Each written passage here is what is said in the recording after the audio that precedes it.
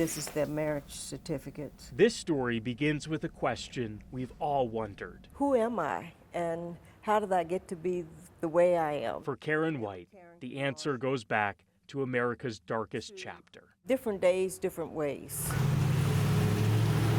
Karen runs the Afro-American Historical Association in Fauquier County, Virginia.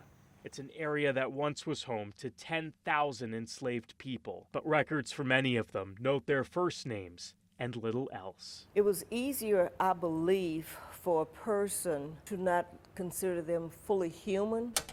For Karen, first names were not enough. Okay, so this is another one of my families. These were her ancestors. This is a family tree of Bristol Grigsby. She wanted to know their stories. I imagine a fisherman, if he really likes to fish, I think they're going to go to as many ponds as possible. For me, I wanted to find more about different family members. Decades of research helped reveal Karen's family tree.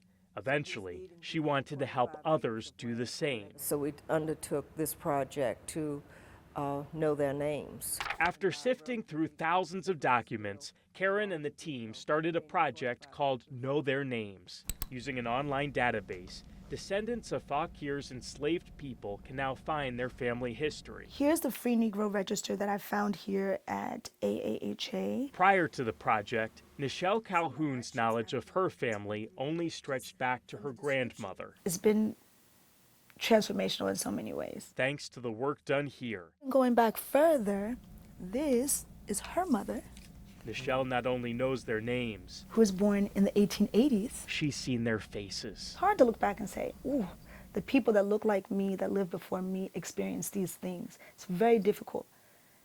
I look back in a totally different way now. And seeing Black women collecting, preserving the stories that I didn't even know existed, it really made such a huge impact on me.